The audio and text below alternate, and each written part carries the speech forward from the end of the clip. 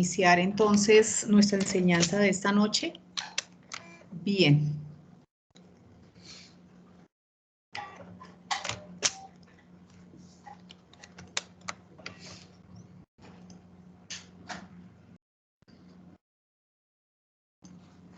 La de la izquierda.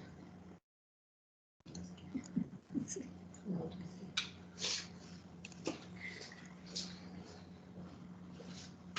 Bueno, muy bien. Vamos entonces a hacer la retroalimentación. Entonces, nos ubicamos, estamos en la parte grande en este contexto, estamos ubicados en la sexta trompeta. Ahí nos hemos detenido un poco antes de iniciar, por supuesto, la séptima, porque hay varios detalles que queremos mirar, retomar. Entonces dice en Apocalipsis 9:13, el sexto ángel tocó la trompeta y oí una voz de entre los cuatro cuernos del altar de oro que estaba delante de Dios, diciendo al sexto ángel que tenía la trompeta, desata a los cuatro ángeles que están atados junto al gran río Éufrates. Y fueron desatados los cuatro ángeles que estaban preparados para la hora, día, mes y año, a fin de matar a la tercera parte de los hombres. Y el número de los ejércitos de los jinetes era 200 millones. Yo oí su número. Así vi en visión los caballos y a sus jinetes, los cuales tenían corazas de fuego, de zafiro y de azufre. Y las cabezas de los caballos eran como cabezas de leones, y de su boca salía fuego, humo y azufre. Por estas tres plagas fue muerta la tercera parte de los hombres, por el fuego, el humo y el azufre que salían de su boca. Pues el poder de los caballos estaba en su boca y en sus colas, porque sus colas, semejantes a serpientes, tenían cabezas y con ellas dañaban. 20. Y los otros hombres, que no fueron muertos con estas plagas, ni aún así se arrepintieron de las obras de sus manos, ni dejaron de adorar a los demonios y a las imágenes de oro, de plata, de bronce, de piedra y de madera, las cuales no pueden ver, ni oír, ni andar. Y no se arrepintieron de sus homicidios, ni de sus hechicerías, ni de su fornicación, ni de sus hurtos. Bueno, muy bien. Entonces, en la primera parte vimos ya acerca de estos ejércitos de jinetes, caballos que son de abajo, que salen del abismo y por los cuales es muerta la tercera parte de la humanidad. Pero en la última clase estuvimos enfocados en el versículo 20. Y los otros hombres que no fueron muertos con estas plagas, ni aún así se arrepintieron de las otras manos. No, perdón, ni aún así de las obras de sus manos. Ni dejaron de adorar a los demonios, ni a las imágenes de oro, de plata, de bronce y de piedra y de madera, las cuales no pueden ver, ni oír, ni andar, y no se arrepintieron de sus homicidios, ni de sus hechicerías, ni de su fornicación, ni de sus hurtos. Bien, esta parte, entonces, recuerden por favor que estamos en el segundo ay, ¿sí? Una vez muera una tercera parte de la humanidad y se vean todas estas cosas, la palabra nos dice que hay unas personas, los que quedan, que no se van a arrepentir de todo lo que están haciendo, ni van a dejar lo que hacen, que es las que son las obras de sus manos, etcétera, etcétera.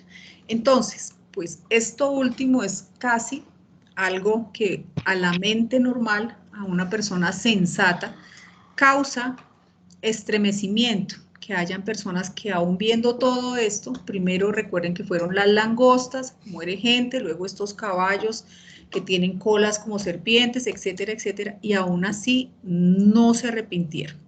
Bien, entonces, recordemos, Jeremías 17:9 dice, engañoso es el corazón más que todas las cosas y perverso. ¿Quién lo conocerá? Es en lo profundo del corazón que ocurren muchas cosas. Bien, decíamos la clase pasada que la idolatría se origina ahí, en este corazón de carne, ¿sí? Dice en Romanos 1:21, pues habiendo conocido a Dios, no le glorificaron como a Dios ni le dieron gracias, sino que se envanecieron. Ahí está la razón. En sus razonamientos y su necio corazón fue entenebrecido. Bien, el apóstol Pablo le escribe a Timoteo en 1 Timoteo 4:1, pero el Espíritu dice claramente que en los postreros tiempos algunos apostatarán de la fe, escuchando a espíritus engañadores y a doctrinas de demonios. Bien, este comentario de Charles Welch dice: el progreso de la idolatría futura comparado con la actual, hablando del año 1920, donde los ídolos de oro, plata, madera abundan. ¿Cuántos no tienen consigo su amuleto, su hechicería, necromancia? Pero todo lleva a un terrible objetivo, dice Charles en su momento: un estado de dureza de corazón no arrepentido, engañando y siendo engañados. O sea, él dice, si esto es ahí, ¿cómo será la idolatría futura? Terrible es la respuesta. Bien, entonces mirábamos el origen de esta idolatría, de la religión, hablando del tiempo de Nimrod, ¿sí? Mirábamos en Génesis 10:8, dice, y Cus engendró a Nimrod, quien llegó a ser el primer poderoso, y esa palabra poderoso es la palabra hebrea 1368, tirano, en la tierra. Este vigoroso cazador delante, que la mejor traducción es en contra de, este vigoroso cazador en contra de Jehová, por lo cual se dice, así como Nimrod, vigoroso cazador en contra de Jehová. Y fue el comienzo su reino Babel, Erec, Acad y Calné en la tierra del Sinar. Entonces, ese poderoso cazador es cazador de almas y enfrente o enfrentando a Dios. Nimrod cazó muchas almas, efectivamente, para el adversario. Bien, veíamos dónde queda esta región del Sinar, que queda entre los ríos Éufrates y Tigris. Ahí está la región de Mesopotamia, ubicada también cerca a Babilonia. Bien, entonces dice en Génesis 1:11:1, tenía entonces toda la tierra una sola lengua y unas mismas palabras. Y aconteció que cuando salieron de oriente hallaron una llanura en la tierra de Sinar y se establecieron allí.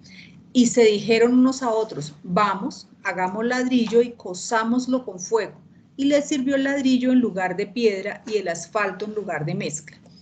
Estas últimas comparaciones son muy importantes de entender, que fue lo que Nunzi pidió que de pronto se aclarara un poco.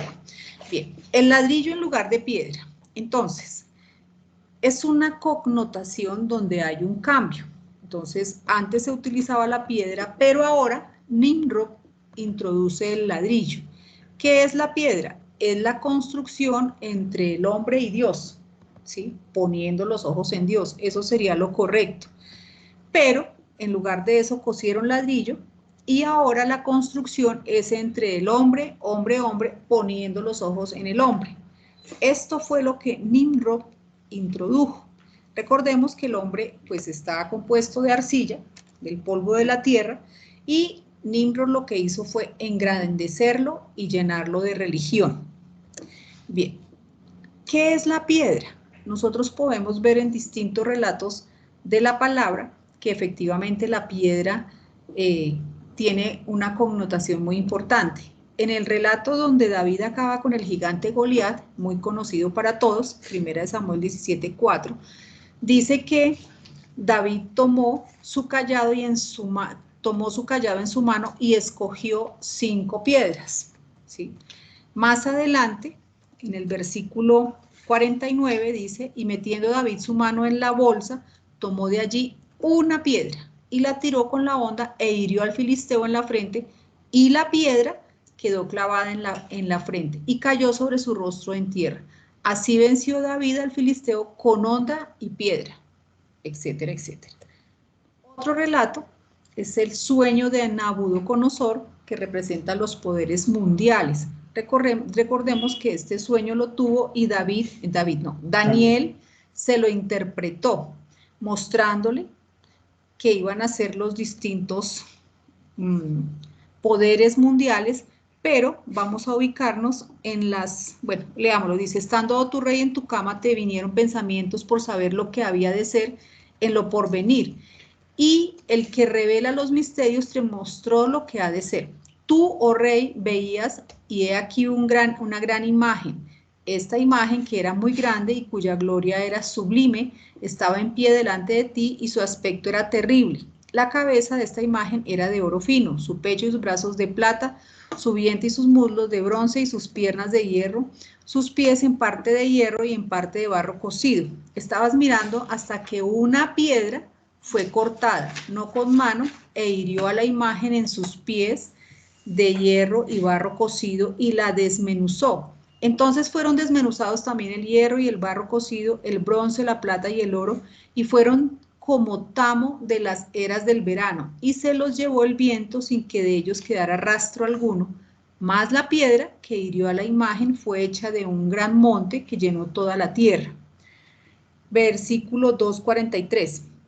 Así como viste el hierro mezclado con el barro, se mezclarán por medio de alianzas humanas, pero no se unirán el uno con el otro, como el hierro no se mezcla con el barro.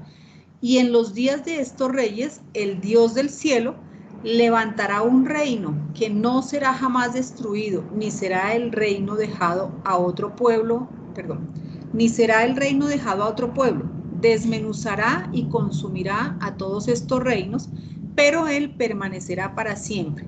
De la manera que viste que del monte fue cortada una piedra, no con mano, la cual desmenuzó el hierro, el bronce, el barro, la plata y el oro, el gran Dios ha mostrado al rey lo que ha de acontecer en lo porvenir, y el sueño es verdadero y fiel su interpretación. El reino del cual se habla aquí, es el reinado del Señor Jesucristo, que es el que va a destruir todos los imperios existentes. Muy importante, porque es simbolizado a través de una piedra. Entonces, como dijimos al principio, la piedra es lo correcto, es lo que se constituye entre Dios y el hombre. Nimrod introduce el ladrillo, que es hombre, arcilla, ¿sí? Bien, la otra parte es el asfalto en lugar de mezcla. En Apocalipsis 11:3 dice, y se dijeron unos a otros, vamos, hagamos ladrillo y cozámoslo con fuego. Y le sirvió el ladrillo en lugar de piedra y el asfalto en lugar de mezcla. Vimos que el asfalto o alquitrán es una sustancia densa, pegajosa, de color oscuro y olor fuerte, que se obtiene por destilación del petróleo, de la madera, del carbón vegetal, y se emplea para evitar que entre el agua a los buques, al revestimiento de tuberías, en la industria farmacéutica y como impermeabilizante en la pavimentación. Es una sustancia muy difícil de quitar y de limpiar. Entonces, se quitó la mezcla y se introdujo el asfalto. La mezcla se da entre el espíritu y la carne. Eso fue lo que dispuso Dios al comienzo. Recuerden que somos espíritu, alma y cuerpo, ¿sí? En Ezequiel 36:24 dice, yo os tomaré de las naciones y os recogeré de todas las tierras y os traeré a vuestro país. Esparciré sobre vosotros agua limpia y seréis limpiados de todas vuestras inmundicias y de todos vuestros ídolos os limpiaré. Es la única manera de quitar ese alquitrán, ¿sí? Entonces, ¿qué es el alquitrán? Nimrod quita la relación correcta, que es la mezcla entre el espíritu y la carne, y coloca o introduce un cambio, que es impregnar al hombre de una manera profunda del alquitrán. ¿Qué fue lo que Nimrod introdujo? Introdujo las obras. Engrandeció al hombre e introduce las obras a través de la religión y a través de la idolatría. Esto es muy grave, ¿sí? Porque el hombre deja lo natural y ahora inventa, y él fue el que comienza, obras, ¿sí? Las religiones son todas aquellas que tratan de pegar al hombre con Dios. Y sabemos que lo único que hay en medio de Dios y el hombre, pues es el Señor Jesucristo. Al igual que quitarse una mancha de alquitrán de la piel, es muy difícil quitar los pensamientos religiosos del hombre.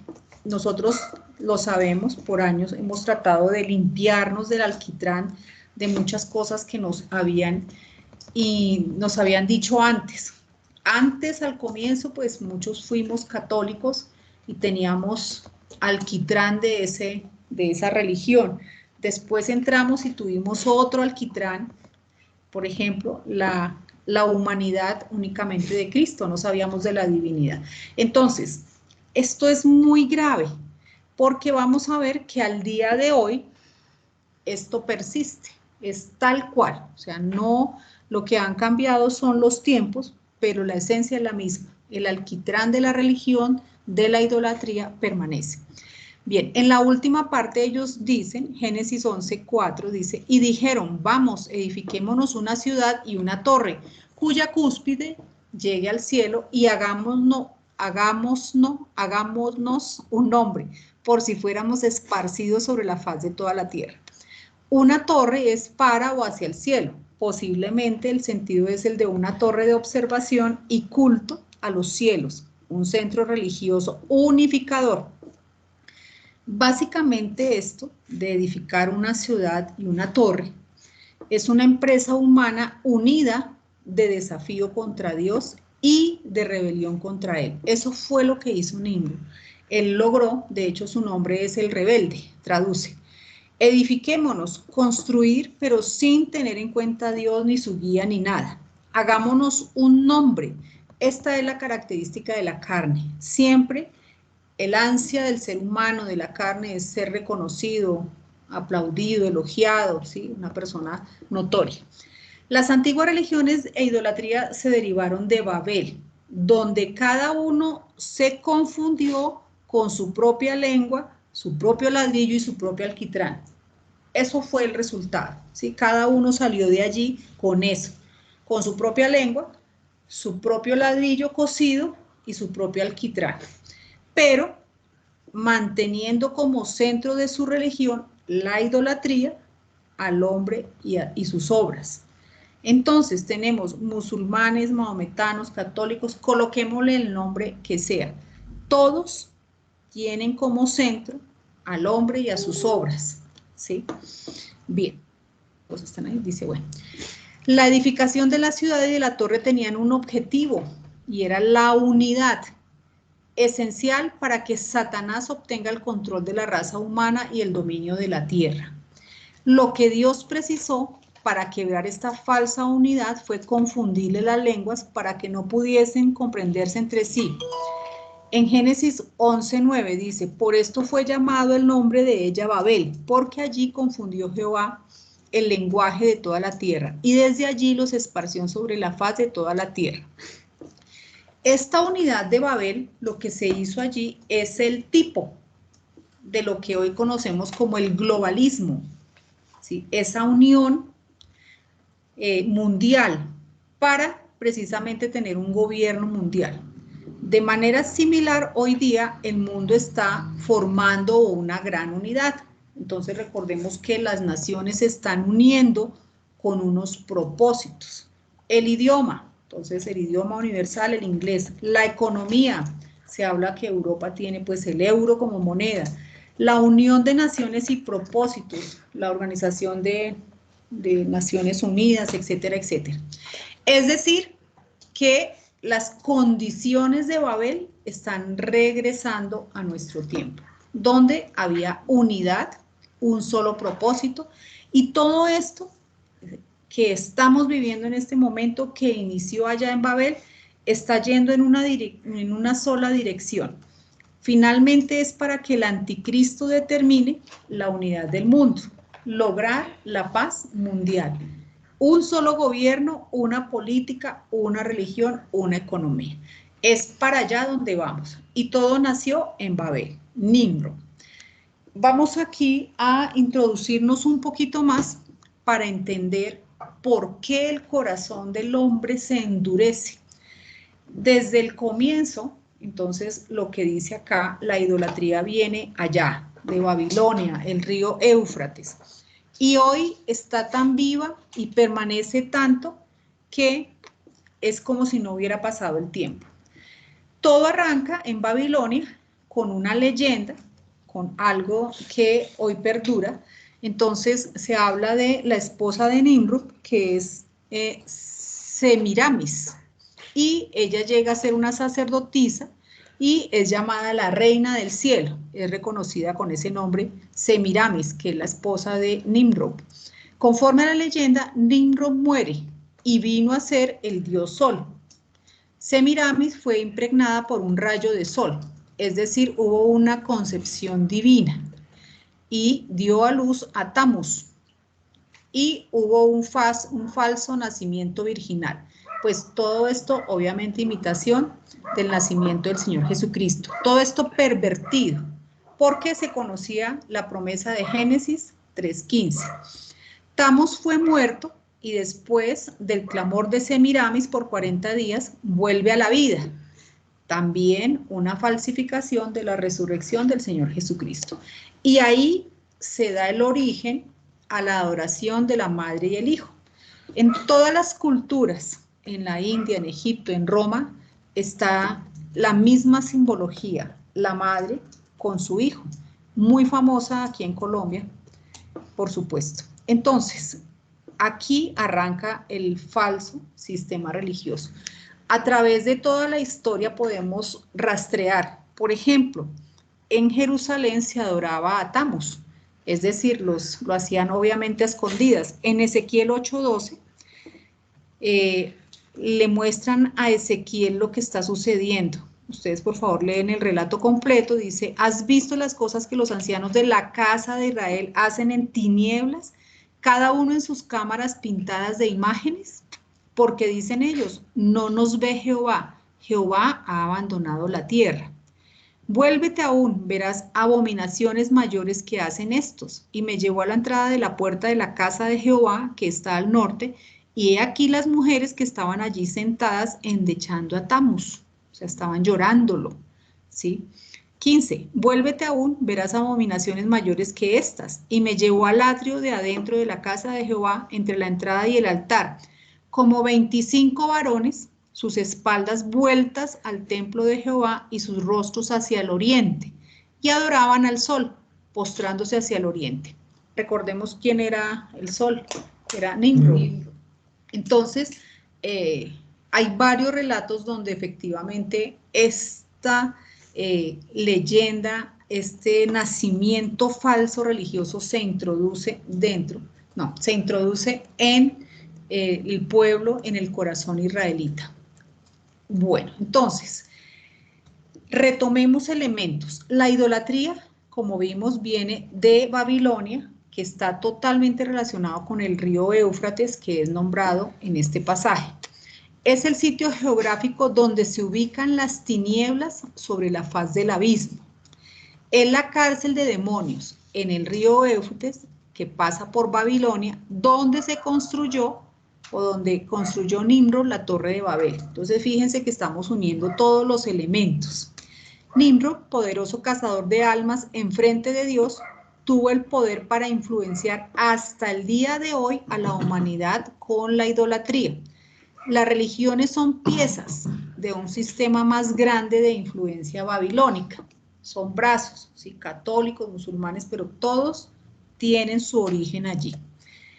Ejemplo, la India, al lado derecho está el templo de los dioses. Fíjense que su forma es exactamente igual que la de Babel. Y no sé cuántas imágenes, adoraciones, es terrible, digamos, allí lo que se hace. Millones de personas adoran a sus propios dioses, no sé cuántos son muchos. Tenemos el lado de la China, que ellos pues su figura es el dragón, el Buda y todas sus cosas del yin, el yang. Los católicos, por supuesto, los santos, las vírgenes, papas, cruces, etcétera, etcétera. Bien, aquí entonces vemos que hasta el día de hoy, ¿cierto? Está impregnada la idolatría en el diario vivir de las personas.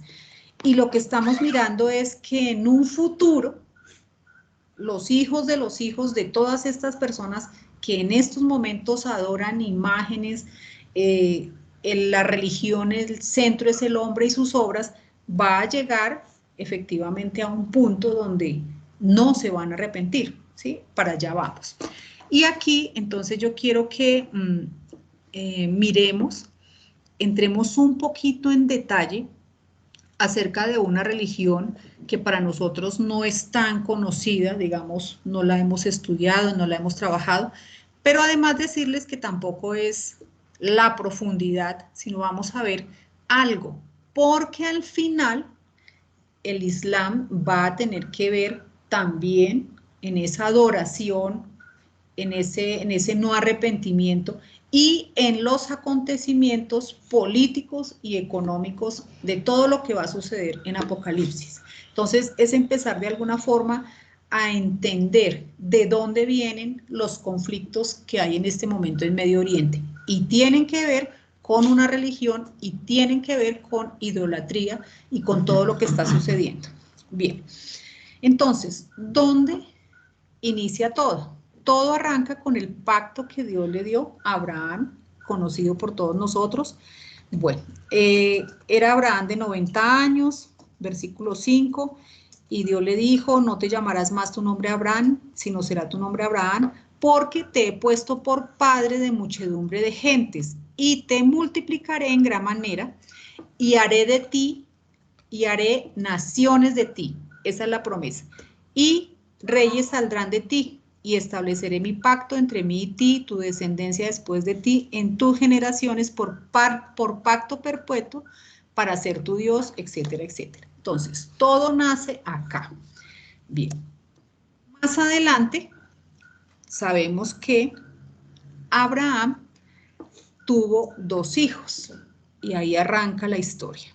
Bien, de nuevo la promesa en Génesis 15:15, y lo llevó afuera y le dijo, mira ahora los cielos y cuenta las estrellas, si las puedes contar. Y le dijo, así será tu descendencia. Y creyó a Jehová y le fue contado por justicia. Bien, pero ¿qué pasó? Génesis 16:3. Y Sarai, mujer de Abraham, tomó a Agar, su sierva egipcia. Entonces, pasa un tiempo y donde no ven que Sara quede embarazada, ¿cierto? Entonces ella toma a Agar, su sierva, y se la da por mujer a su marido. 4. Y él se llegó a Agar, la cual concibió, y cuando vio que había concebido, miraba con desprecio a su señora. Nosotros conocemos esta historia. Entonces Sarai dijo a Abraham, mi afrenta sea sobre ti, yo te di mi sierva por mujer, y viéndose encinta me mira con desprecio. Juzgue Jehová entre tú y yo. Y Abraham respondió a Sarai, haz con ella lo que te parezca. Y como Sarai la afligía, ella huyó de su presencia. 7. Y la halló a Agar, el ángel de Jehová, junto a una fuente de agua en el desierto, y le dijo, Agar, sierva de Sarai, ¿de dónde vienes tú y a dónde vas? Y ella respondió, huyo delante de Sarai mi señora. Y le dijo el ángel de Jehová, vuélvete a tu señora y ponte sumisa bajo su mano. Le dijo también el ángel de Jehová, multiplicaré tanto tu descendencia que no podrá ser contada a causa de la multitud. Entonces vemos en la primera parte que hay una promesa a Abraham de que de él habrá descendencia, y ahora también está Agar con su hijo, y el ángel le dice que también habrá descendencia. Resumiendo, entonces hay 2 descendencias de esta promesa, porque efectivamente Abraham tuvo otra concubina, pero pues no la vamos a ver. Entonces, de Agar nace Ismael. Génesis 16:11, nueva versión internacional, dice, estás embarazada y darás a luz un hijo, y le pondrás por nombre Ismael, porque el Señor ha escuchado tu aflicción. Será un hombre, aquí es muy importante, será un hombre indómito y como asno salvaje. Luchará contra todos y todos lucharán contra él, y vivirá en conflicto con todos sus hermanos. Es la profecía, ¿sí? Él le dice que está embarazada, pero le va a mostrar cuál es el carácter que va a tener Ismael y cuál va a ser la relación o cómo va a ser la relación con sus hermanos. Bien, por otro lado está Isaac. Finalmente, en Génesis 21:2, y Sara concibió y dio a luz y dio a Abraham un hijo en su vejez, en el tiempo que Dios le había dicho. Y llamó a Abraham el nombre de su hijo que le nació, que le dio a luz Sara, Isaac. Entonces tenemos por un lado a Isaac y por el otro lado a Ismael. Bien, vamos a seguir un poquito la línea sanguínea. Después, Isaac tiene sus hijos, que son Esaú y Jacob. Entonces vamos mirando. Génesis 25, 21, nueva versión internacional. Isaac oró al Señor en favor de su esposo porque era estéril. Estamos hablando de Rebeca. El Señor oyó su oración y ella quedó embarazada. Pero como los niños luchaban dentro de su seno, ella se preguntó, si esto va a seguir así, ¿para qué sigo viviendo? Entonces fue a consultar al Señor y él le contestó.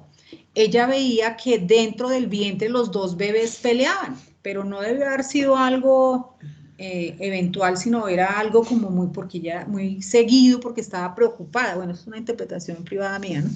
Entonces ella va y le dice a Dios, bueno, ¿qué es lo que está pasando? Esaú y Jacob. Entonces dice 23, y él le contestó, 2 naciones, entonces fíjense que aquí ya nos hablan de naciones. Hay en tu seno 2 pueblos se dividen desde tus entrañas.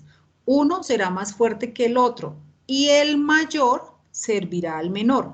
Cuando le llegó el momento de dar a luz, resultó que en su seno había mellizos. Entonces, efectivamente, lo que Dios había dicho. Desde la concepción de Esaú y Jacob hay una lucha. Luego la profecía de parte de Dios de cómo sucederán las cosas en la relación entre hermanos, ¿cierto? El mayor, que es Esaú, servirá al menor, que es Jacob.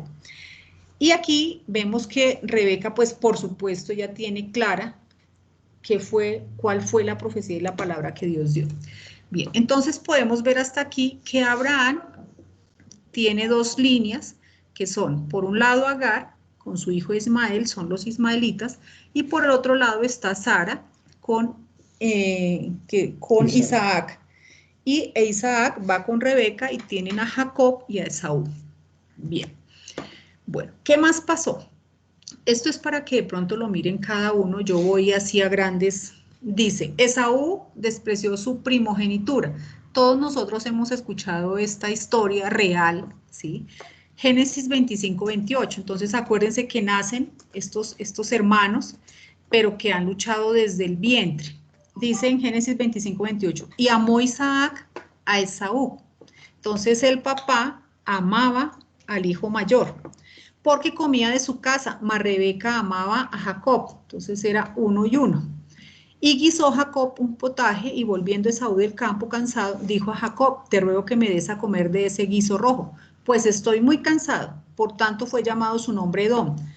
Entonces, muy importante, el nombre, porque más adelante lo dice en la nueva versión internacional, dice, dame de comer de ese guiso rojizo, porque estoy muy cansado. Por eso a Esaú se le llamó Edom. De allí vamos a ver que nacen los edomitas. Bien, es importante ir teniendo en cuenta todo esto. Y dice, y 31, y Jacob respondió, véndeme en este día tu primogenitura. Entonces dijo Esaú, he aquí yo me voy a morir, ¿para qué pues me servirá la primogenitura? Y dijo Jacob, júramelo en este día. Y él le juró y vendió a Jacob su primogenitura. Entonces Jacob dio a Esaú pan y del guisado de las lentejas, y él comió y bebió y se levantó y se fue. Así menospreció Esaú la primogenitura. Bien, ¿qué más? Más adelante, pues ya dice en 27:1, aconteció que Isaac envejeció y sus ojos se oscurecieron, quedando sin vista, llamó a Esaú su hijo mayor y le dijo, al mayor, hijo mío, y él respondió, heme aquí, y le dijo, he aquí, ya soy viejo, no sé el día de mi muerte. Toma pues ahora tus armas, tu aljaba y tu arco, y sal al campo y tráeme caza, y hazme un guisado como a mí me gusta, y tráemelo y comeré para que yo te bendiga antes que muera. Y Rebeca estaba oyendo cuando hablaba Isaac a Esaú su hijo, y se fue Esaú al campo para buscar la caza que había de traer. Entonces Rebeca habló a Jacob su hijo diciendo, he aquí yo he oído a tu padre que hablaba con Esaú tu hermano diciendo, tráeme caza y hazme un guisado para que coma y te bendiga en presencia de Jehová antes que yo muera. Ahora pues, hijo mío, obedece a mi voz en lo que te mando. Ella. Ve ahora al ganado y tráeme de allí 2 buenos cabritos de las cabras, y haré de ellos viandas para tu padre, como a él le gusta, y tú las llevarás a tu padre y comerá para que él te bendiga antes de su muerte. Y Jacob dijo a Rebeca su madre, he aquí, Esaú mi hermano, es hombre velloso y yo lampiño, quizá me palpará mi padre y me tendrá por burlador y traeré sobre mí maldición y no bendición. Y su madre respondió, hijo mío, sea sobre mí tu maldición, solamente obedece a mi voz y tráemelos, y ve y tráemelos. Entonces él fue y los tomó y los trajo a su madre, y su madre hizo guisados como a su padre le gustaba. Y tomó Rebeca los vestidos de Esaú, su hijo mayor, los preciosos que ella tenía en casa, y vistió a Jacob, su hijo menor. Bien, y cubrió sus manos y la parte de su cuello donde no tenía vello con las pieles de los cabritos, y entregó los guisados y el pan que había preparado en manos de Jacob, su hijo. Entonces este fue a su padre y dijo, Padre mío. E Isaac respondió, heme aquí, ¿quién eres, hijo mío? Y Jacob dijo a su padre, yo soy Esaú, tu primogénito. Mentiras. He hecho como me dijiste, levántate ahora y siéntate y come de mi casa para que me bendigas. Entonces Isaac dijo a su hijo, ¿cómo es que te hallaste tan pronto? ¿Cómo es que la hallaste tan pronto, hijo mío? Y él respondió, porque Jehová tu Dios hizo que la encontrase delante de mí. Mentira. E Isaac dijo a Jacob, acércate ahora y te palparé, hijo mío, por si eres mi hijo Esaú o no. Y se acercó Jacob a su padre Isaac, quien le palpó y dijo, la voz es la voz de Jacob, pero las manos de Esaú. Y no le conoció, porque sus manos eran vellosas como las manos de Esaú, y le bendijo. Y dijo, ¿eres tú mi hijo Esaú? Y Jacob respondió, yo soy. Dijo también, acércamela y comeré de la casa de mi hijo para que yo te bendiga. Y Jacob se le acercó e Isaac comió, le trajo también vino y bebió. Y le dijo Isaac a su padre, acércate ahora y bésame, hijo mío. Y Jacob se acercó y le besó y olió Isaac el olor de sus vestidos y le bendijo diciendo, mira el olor de mi hijo como el olor del campo que Jehová ha bendecido. Dios pues te dará el rocío del cielo y de las grosuras de la tierra y la abundancia de trigo y de mosto. Sírvante pueblos y naciones se inclinen a ti. Sé señor de tus hermanos y se inclinen ante ti los hijos de tu madre. Malditos los que te maldijeren y benditos los que te bendijeren. Es decir, le dio la bendición. Bueno, este relato nosotros lo hemos escuchado. Por supuesto hay demasiados detalles, pero vamos a ver algunos. Bien, aquí en la última parte, entonces ya viene el desenlace cuando Esaú se entera, pues obviamente se pone bravo y que quiere que el padre también lo bendiga, entonces lo dejo de tarea. Bien, vamos a hacer algunas es para dejarlos ahí en la parte 2 del estudio, para hacer algunas consideraciones para que no quede cortado. Bien.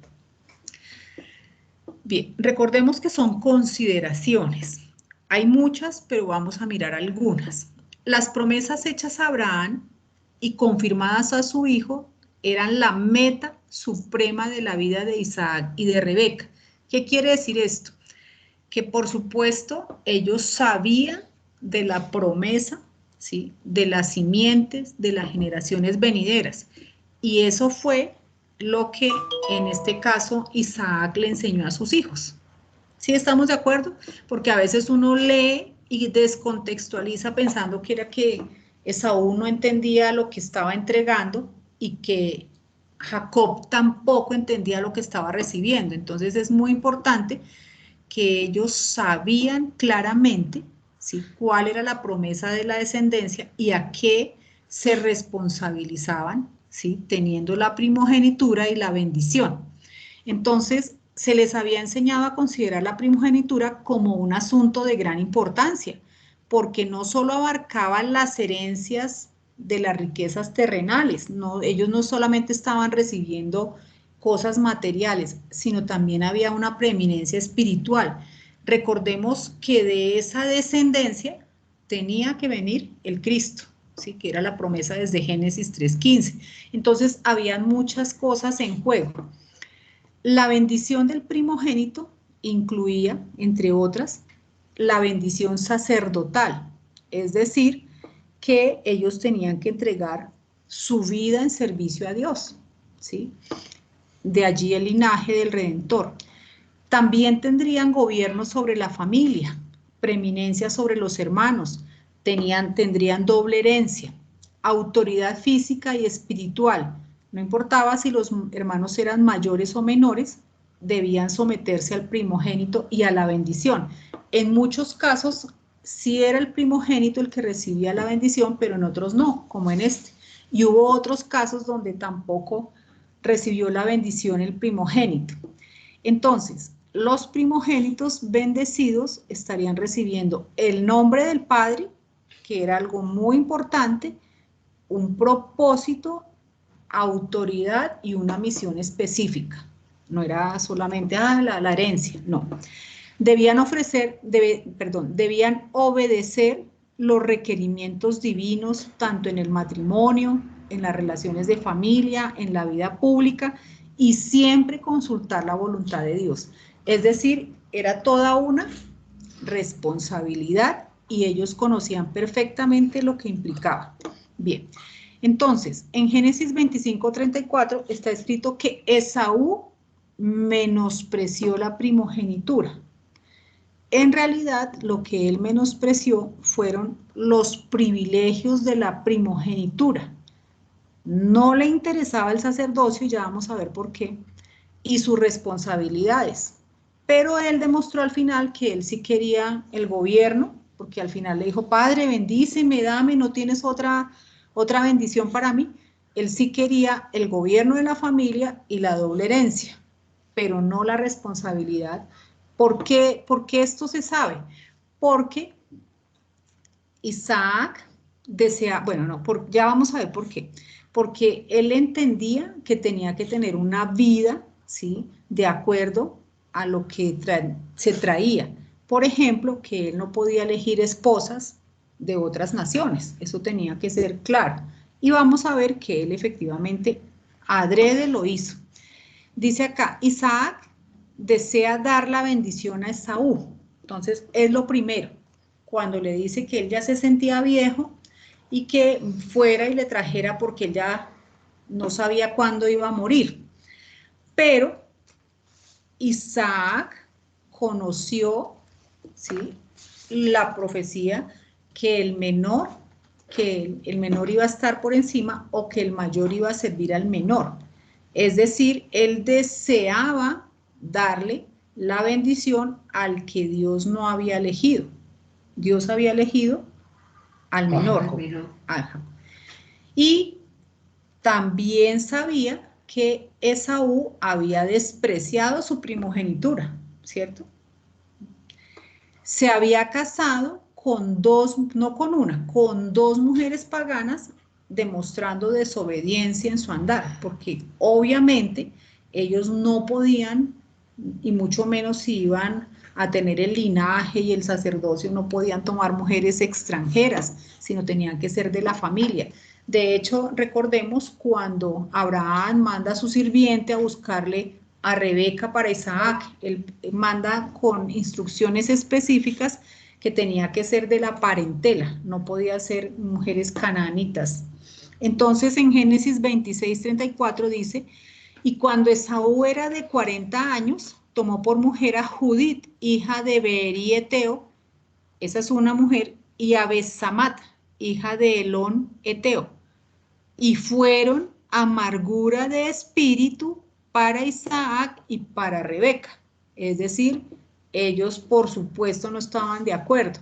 Sin embargo, Isaac quería darle la bendición.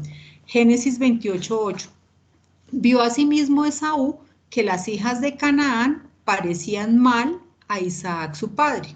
O sea, él sabía, porque él escuchó cuando Isaac le decía a Jacob que escogiera hijas que no fueran de allá. Y entonces él dijo, a él no le gustan son las cananitas, pues voy a ir a ellas. En Génesis 36:2 dice, Esaú tomó sus mujeres de las hijas de Canaán, a Ada, hija de Elón Eteo, y a Olibama. No es que sean diferentes, sino es que son los nombres, ya lo vamos a ver. Dice, podría decirse, recuerden que estamos en las consideraciones, que Isaac estaba fascinado pensando en la buena comida que recibiría de la casa de Esaú. ¿Se acuerdan? Si uno mira la historia, él siempre vivió, pues, o sea, le encantaba que cazara para él. Pero lo extraño aquí es que él no pudo diferenciar entre una casa o sea, la casa de Esaú que era del campo y lo que cocinó su esposa Rebeca del rebaño. Sí, o sea, uno dice, bueno, pero ¿cómo no diferenció si pues se supone que eran diferentes, pues? Y algo más, o sea, hay muchas cosas. Rebeca tomó el control. Fíjense que ella dice, ahora pues, hijo mío, obedece, no dice obedece la voz de Dios, sino obedece a mi voz en lo que te mando. Y es más, si te van a maldecir, yo recibo, o sea, yo asumo más o menos. Láncese que yo asumo la responsabilidad. Entonces, todos pecaron, todos. Isaac, Rebeca, Esaú y Jacob, todos. ¿Por qué?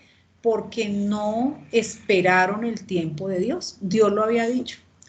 Lo mismo que sucedió cuando Dios le promete a Abraham su hijo, no esperaron y entonces viendo que pasaba el tiempo, entonces lo ofrecen. Entonces fíjense que a pesar de todo Dios sigue adelante, Él tiene esa misericordia a pesar de las fallas, Él trabaja con las fallas del hombre, porque ya estaba Ismael, que no era el plan de Dios, eso fue invento de Sarai, bueno, ahora viene Rebeca y como ella sabía, claro, pero no era ella la que Dios muestra los tiempos, entonces aquí uno puede ver una serie de cosas que no están bien. Finalmente, pues Dios trabaja con la voluntad de las personas y va mirando. Entonces, ¿qué más? En la palabra hay que considerar algunos versículos que hablan acerca de este relato. Dice en Malaquías 1:1, profecía de la palabra de Jehová contra Israel por medio de Malaquías. Yo os he amado, dice Jehová, y dijisteis, ¿en qué nos amaste?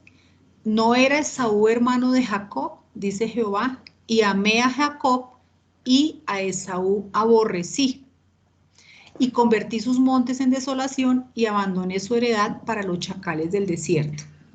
Bueno, en Romanos 9:10 dice, y no solo esto, sino que también cuando Rebeca concibió de uno, de Isaac nuestro padre, pues no habían aún nacido, ni habían hecho aún ni bien ni mal, para que el propósito del Dios conforme a la elección permaneciese, no por las obras, sino por el que llama, se le dijo, el mayor servirá al menor, como está escrito, a Jacob amé, mas a Esaú aborrecí, refiriéndose a Malaquías 1:1. ¿Qué pues diremos? ¿Que hay injusticia en Dios? En ninguna manera.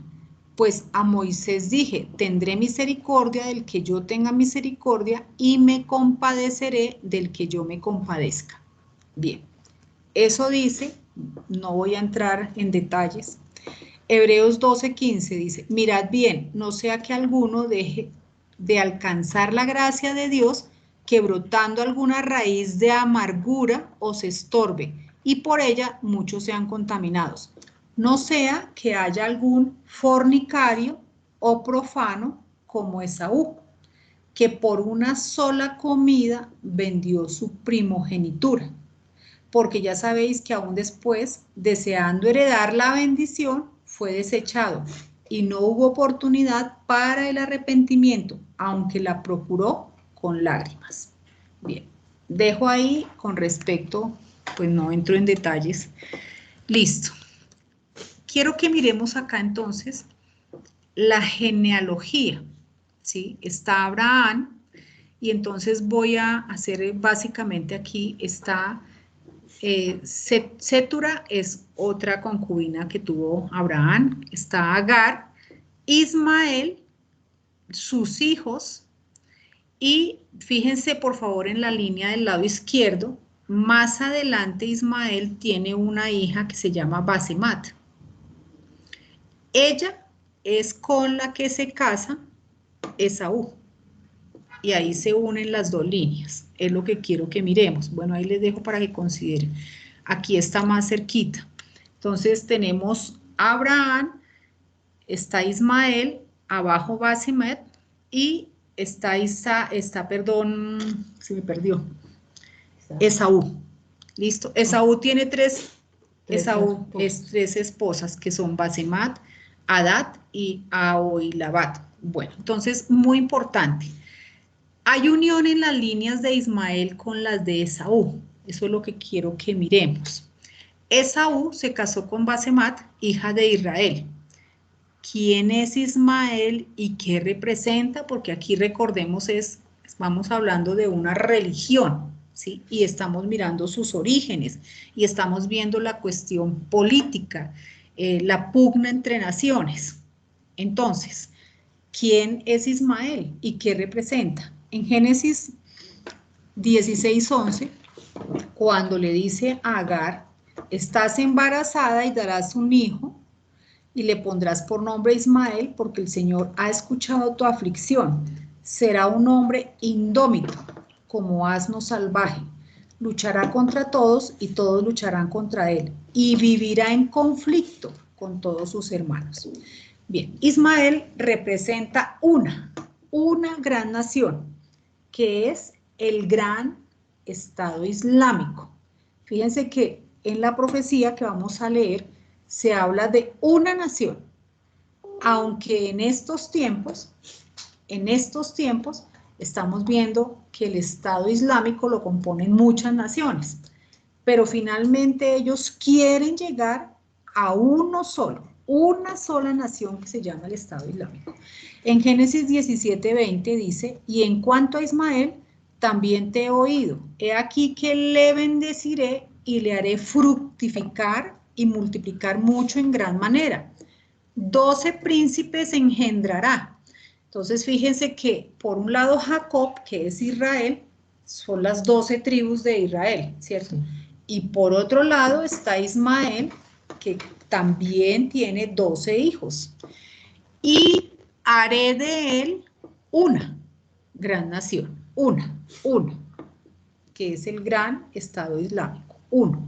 En estos tiempos hay muchas naciones, pero el deseo de ellos es ser una sola, para que se cumpla acá la profecía. Se pueden ver algunas características de personalidad de Ismael. Será como un asno salvaje y habitará en conflicto y en hostilidad. Es el Estado Islámico de hoy. Ellos viven así, en hostilidad y en conflicto. Bien, esta es la descripción de un asno salvaje en el Antiguo Testamento. O sea, Ismael fue comparado con este animal. Dice, era más activo durante la noche. La manera de marcar su territorio era a través de montones de estiércol o excremento. Ellos toleran intrusos en su territorio, pero los consideran como subordinados. Así es que consideran ellos al resto de gente. A diferencia de otros animales con pezuñas, ellos no huyen del peligro. Investigan primero y luego deciden qué hacer. Si se mira al Ismael de hoy, estos son los atributos que todavía tiene. Ellos ven a los demás como subordinados y aquí viene una razón que vamos a mirar. Porque consideran que tanto Ismael como Esaú debieron o tienen, según ellos, primogenitura y bendición.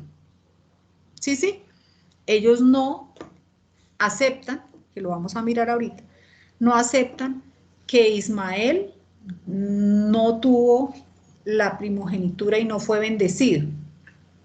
¿Sí? Ellos dicen que sí.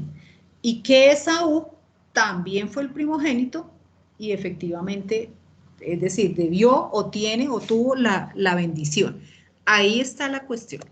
Bueno, estamos metiendo en problemas graves acá con todo esto. Bueno, es profético lo que está sucediendo ahora mismo. Existen múltiples y múltiples naciones en ambas categorías. Claro, o sea, todo el Medio Oriente, hay unos que son del Estado Islámico y acuérdense que los judíos están repartidos también en distintas naciones, ¿sí? ¿Se acuerdan? Bien.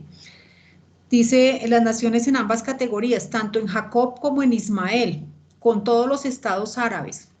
Pero, ¿cuál es el deseo de estas organizaciones terroristas de Ismael? El tener un solo estado, llamado el Estado Islámico. ¿Quién es el Ismael de hoy? Es el padre del pueblo árabe, ubicados en la península arábica. Entonces, aquí está en el mapa toda la península, que es esa bota grandota, y allá en rojo está resaltado el Israel. ¿Listo? Bien. ¿Quién compone estos estados árabes? Dice, la península arábica está ubicada al sudoeste de Asia, es la península más grande del mundo. Juega un papel crítico, ¿sí?, en el Medio Oriente por sus vastas reservas de petróleo y de gas natural. Ese va a ser el problema, ¿sí? El petróleo, y todos sabemos que estamos hablando de los países más ricos del mundo. La componen Arabia Saudita, Bahrein, Emiratos Árabes Unidos, Kuwait, Omán, Qatar, Yemen. Y hay más de 360 millones de árabes. Sí, bien. Entonces, ahí está tanto en la parte física de la península como la parte donde está la división política de los países y quienes lo componen. Es muy grande y pues árabes, árabes, árabes. Entonces, bueno, yo creo que vamos a dejar aquí. Por ahora esta historia continúa, porque pues ya vamos a entrar a hablar específicamente del Islam, en qué consiste y cómo entra a jugar partido en lo que estamos viendo dentro de la idolatría, dentro de la parte política y dentro de lo que tiene que ver con los sucesos del final del tiempo. Entonces, que Dios los bendiga. Bueno, muy bien. Nuncita, no sé si ahora sí te quedó clara la pregunta o lo que tenías de duda. Y bueno, entonces Juan también. Claro, y aprovecho pues para darle las gracias porque es fascinante. De verdad que este tema de que es tan actual, pero lo que lo deja uno con la boca abierta es ver cómo esas profecías se están cumpliendo. Es sino mirar el mundo árabe, lo que está sucediendo y cómo el Estado Islámico ha querido y sigue abarcando tantos países, no más lo que acabó de pasar en Afganistán, lo que está pasando en Siria. O sea, es una cosa que queda uno con la boca abierta de ver cómo la palabra se cumple tal cual y cómo nosotros tenemos la gran y maravillosa oportunidad de conocer estas verdades. O sea, eso que nos abre el entendimiento con respecto a las religiones es grandioso, es maravilloso. Muchísimas gracias, de verdad que ha sido muy, muy, muy fructífera esta enseñanza. Gracias, Musita. Bueno, muy bien. Juan.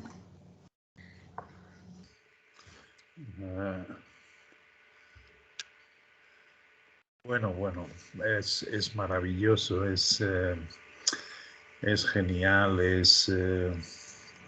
cuando te estaba escuchando y cuando estaba viendo tus apuntes, la cantidad de conexiones, de aplicaciones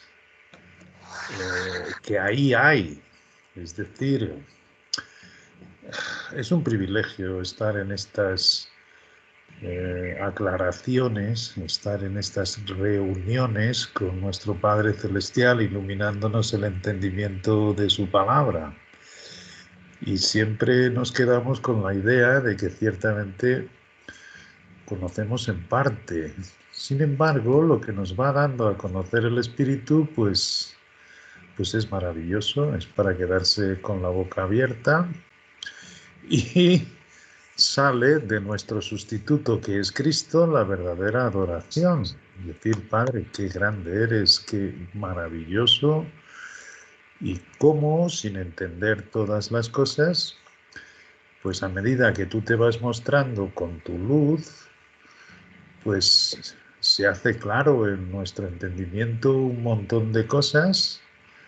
Y qué privilegio, porque el mundo no solo las desconoce, sino que está cada día más apartado de tu palabra, está cada día más apartado de ti. Hay tantos y tantos y tantos principios en lo que hemos leído esta noche. Por poner solo un pequeño ejemplo, fíjate que Dios se llama el Dios de Jacob. Y es como en este estudio que estoy trabajando, de Guerra en el Cielo, y el Dios eterno es tu refugio, pues dice que el Dios de Jacob implica... Jacob era un mentiroso, como hemos visto. Jacob ganó su primogenitura a través del engaño, porque no esperó la palabra de nuestro Dios, que Él era muy poderoso para cumplirla. Podemos pensar, y la religión es lo que hace, que ayudamos a Dios con nuestras obras. Pero curiosamente en otro relato que hemos leído es precisamente el camino de Caín. No es por las obras, sino por el llamamiento de Dios. Entender el llamamiento que nos ha hecho a cada uno es importantísimo. Y entender que no es por las obras que se llega a Dios es entender lo que hizo Nimrod. Una torre, una obra de sus manos para llegar a Dios. Este es el principio de todas las religiones que de una forma o de otra, pues todos hemos sido contaminados con ese alquitrán que es tan difícil de quitar de nuestra piel, que es tan difícil de quitar de nosotros. No es por nuestras obras. Y esto lo tenemos también en las epístolas a la Iglesia del Misterio, no por obras, para que nadie se gloríe. ¿Ok? Porque somos hechura suya, somos hechura suya. Y cuando somos hechura suya, que es lo que se está refiriendo, es Cristo en nosotros, dándonos nosotros por muertos en la carne, entonces ese sí que hace las verdaderas buenas obras que para Dios son agradables. Ese sí que caza de el rebaño, que es el cordero inmolado, que es Cristo en su sacrificio, para que nosotros tuviésemos esta nueva vida. Pero fijaros que eran mellizos, eran gemelos. Y esto, efectivamente, cuando lo estaba leyendo, me estaba recordando de que lo que hace nuestro Dios es una separación muy grande, que nosotros no podemos hacer, entre el trigo y la cizaña. Esto es lo que Dios está haciendo. Lo que Dios está haciendo es todo lo que proviene de la simiente del adversario quedará en el fuego eterno. Asimismo, con todos los ángeles que se rebelaron y cayeron, y esta es la parte que le toca a los ángeles hacer al final. Por eso dice, vosotros no tenéis que juzgar antes de tiempo. ¿Okay? Porque esta cizaña y el trigo, no sé si habéis visto alguna vez la cizaña con el trigo, no se distinguen, es imposible distinguirlas. Solo cuando comienzan a dar su fruto, la espiga de trigo, es que se hace diferente de la cizaña. Y esa es una labor que no nos corresponde a nosotros, eso es una labor que le corresponde a los ángeles al final del siglo. O sea que nosotros no vamos juzgando a nadie, diciendo este es de la simiente de Dios o aquel es de la simiente de nuestro adversario, el diablo. De manera que hay inmensas connotaciones en todo lo que Amparo ha estado leyendo, o sea, nunca terminaríamos. Y esto es bueno, que sepamos que solo vamos a ir conociendo en parte. Lo que el Espíritu hace es mostrándonos cada vez más detalles en su palabra de cómo es todo tan perfecto como las estrellas que Él ha hecho en el cielo. Y más perfecta, porque las estrellas que vemos en el cielo, ciertamente con la caída, pues no se quedaron en su sitio correcto, sino que las catástrofes que vemos mundiales, de terremotos, de volcanes, como el que hay hoy en una isla de Gran Canaria, y que está apavorando a sus habitantes, bueno, pues todo esto tiene que ver con que todo se quedó imperfecto. Bueno, pues su palabra no. Por eso dice que puso su palabra por encima del universo, es decir, es mucho más perfecta. Todo esto lo que nos hace es ser muy humildes. Ser muy humildes no es porque nosotros escudriñemos. No, nosotros escudriñamos porque se nos ha descubierto un tesoro. Y el tesoro es Cristo, por supuesto, y el que nos muestra los contenidos de este tesoro es Cristo en nosotros. Con lo cual, siempre tenemos que recordar que mientras más débiles somos en nosotros mismos, más nos consideramos muertos en delitos y pecados, pues mucho más permitimos que este Cristo nos vaya mostrando esta relación que hay en las Escrituras y esta unidad tan hermosa. ¿Cuál es la diferencia entre nosotros que hemos reconocido que no hay nada bueno y todas las religiones? Bueno, pues porque nosotros no nos tenemos que salir de las Escrituras para encontrar lo que Dios nos dice.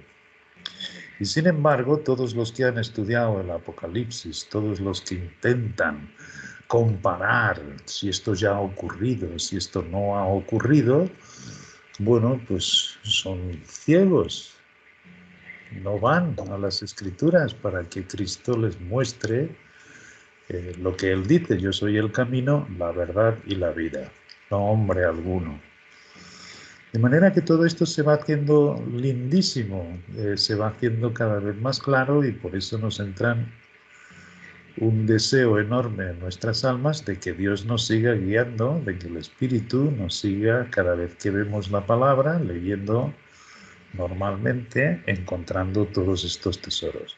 Es increíble. Quien no sepa los tiempos y piense que el Apocalipsis ya se ha dado en parte, o que se compare con Babilonia, la Iglesia Católica, y se escriban libros sobre todo esto y confunden a las personas, pues no han tenido esta información tan clara como la ha explicado Amparo, porque se ha basado únicamente en las Escrituras. Qué hermoso ha sido, como ciertamente toda esta parte geográfica de Israel, que si habéis visto en el mapa es una cosa pequeñita en comparación con todo el mundo islámico que les rodea. Y qué bonito fue, porque todas esas naciones que ahí estaban se levantaron en 1967 queriendo destruir a Israel, efectivamente, cuando sucedió la Guerra de los 7 días. Que nadie se imagina y nadie sabe cómo es posible que una nación muy reciente, Israel se conformó solo como nación reconocida en 1948, efectivamente. Por tanto, todavía estaba conformando su ejército, todavía era aquella cosa pequeñita que se ve en el mapa. Y todas estas naciones se dispusieron a aniquilarlas, lo mismo que sucedió en 45 con Hitler. Efectivamente, siempre ha habido esta persecución enorme del dragón con sus representantes en la tierra y su simiente, intentando destruir a este pequeño país, nación escogida por Dios para llevar el conocimiento de Dios por todo el mundo, lo cual va a suceder efectivamente en el reino del milenio. ¿Por qué hablo de esto? Porque ciertamente nos vamos a meter en la séptima trompeta, en el Apocalipsis, y es increíble lo que sucede entre la sexta y la séptima trompeta, que es la última. Y a la final trompeta, sabemos por las epístolas dirigidas a la iglesia, no a la iglesia del misterio, sino a la iglesia de hechos, que ciertamente habrá pues una resurrección de muertos. Los muertos en Cristo resucitarán primero, después los que se hayan ido, los que hayan resistido sin adorar a la bestia, también serán llevados a la parte de la bóveda celestial donde será expulso Satanás, que es el tercer ay. Ahí vamos a aprender un montón de episodios que tenemos que ver, que todo se conforma a la tercera, a la última semana de Daniel. Y en fin, todos estos detalles nos hace ver que efectivamente todo lo que ahí viene pues es un cambio de administración impresionante. Los que no conocen esto no saben que primero y antes que nada está nuestra manifestación en gloria de los miembros de la Iglesia del misterio. Esto es lo primero, por lo cual podemos ver todos estos acontecimientos un poco de lejos, gracias a Dios. Después, efectivamente, hay un cambio de administración que dice que será como los días de Noé. Podemos pensar que todos estos poderes mundiales que vemos hoy intentando unificar al mundo, procurando la paz, pues que serán muy influyentes, pero no.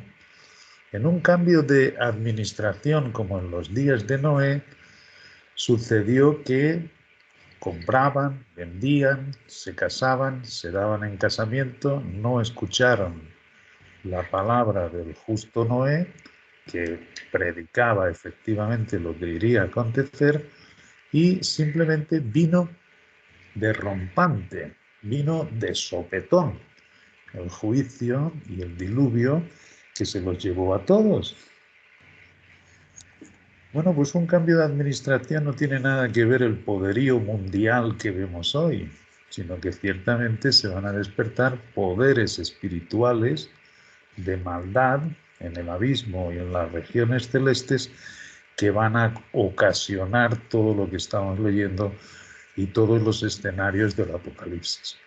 Por eso es un poco difícil hasta que Dios nos va mostrando sus escenarios. Pero de las cosas más recientes que estoy teniendo cada día más claro es que efectivamente todos estos poderes mundiales que vemos que hacen tanta confirmación, que descubren tantas cosas, que pensamos que tienen el poder sobre aquí, sobre la tierra, bueno, pues todo eso es como en los días de Noé. De un momento para otro, efectivamente, se van a abrir estos poderes espirituales que hacen entonces mucho más real a nuestros ojos y a nuestro entendimiento todos los escenarios que vamos a aprender del Apocalipsis, que son maravillosos. Y tenemos en cuenta que todos estos juicios que ahí vienen, cuando nosotros nos hayamos ido en el resplandor de su gloria, para salvar a más personas, para hacer la tal separación entre el trigo y la cizaña. Y es maravilloso. Estamos siendo conocidos por Dios, dejándonos ver cuál es su llamamiento para nosotros y enseñándonos todas sus cosas. Es un privilegio estar con vosotros y escuchar a Amparo en estos relatos, porque ciertamente, aunque solo sacásemos el principio de no intentar ayudar nosotros a Dios, queriendo que se cumplan sus promesas, como nos enseñaban, si tú te esfuerzas, si tú te disciplinas, si tú, hombre, hombre, hombre. Esto es el camino del influencer. Si por lo menos sacamos eso, de que realmente lo que tenemos única y exclusivamente es que mantenernos firme en lo que Dios nos dice, pues entonces vamos a dejar salir a Cristo por nosotros y vamos a dejar que se conforme en nuestras vidas, y de Él sale toda esta información y este gran tesoro. Así que muchísimas gracias, Amparo. No, Juan, a ti. Bueno, muy bien.